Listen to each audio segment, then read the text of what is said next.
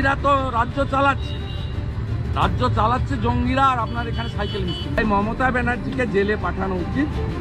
Doctor ইউনূসের নেতৃত্বে অন্তর্বর্তী সরকার গঠনের পর থেকে ঢাকা নয়াদিল্লির সম্পর্ক তলানিতে গিয়ে ঠেকেছে। বিশেষ করে ভারতের বিজেপির নেতারা বাংলাদেশকে নিয়ে একের পর এক কটূক্তি করেই চলছে। চলমান এই উত্তেজনা ও বাংলাদেশকে নিয়ে বেশি বাড়াবাড়ি করেছে বিজেপির এই নেতা শুভেন্দু অধিকারী। এবার পশ্চিমবঙ্গের মুখ্যমন্ত্রী মমতা ব্যানার্জিকে নিয়ে কুরুচিপূর্ণ মন্তব্য করায় জনরোষে পড়েছে শুভেন্দু অধিকারী এবং কি জনরোষের মুখে পড়ে মারধরেরও শিকার হয়েছেন তিনি। সম্প্রতি পশ্চিমবঙ্গের নন্দীগ্রামে এক পথসভায় গিয়েছিলেন শুভেন্দু অধিকারী।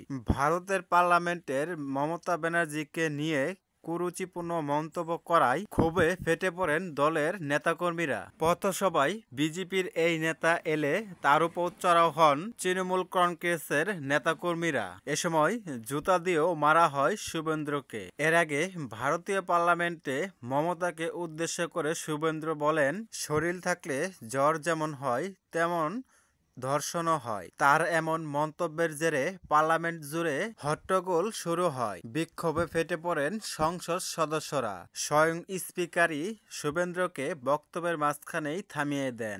শরীর থাকলে যেমন জ্বর জ্বালা হয়, তেমনি একটু আধটু রেপও হয়।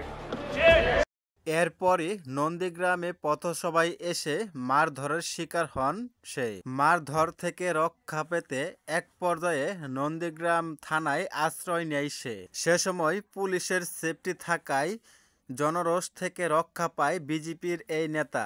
বাংলাদেশকে নিয়ে বেশ কয়েকবার কটূক্তি করায় আলোচনায় আসেন বিজেপির এই নেতা। তার বক্তব্যের জেরেই বাংলাদেশ ভারতের সম্পর্ক আরও ফাটল ধরেছে বলে মন্তব্য করেন বিশেষজ্ঞরা।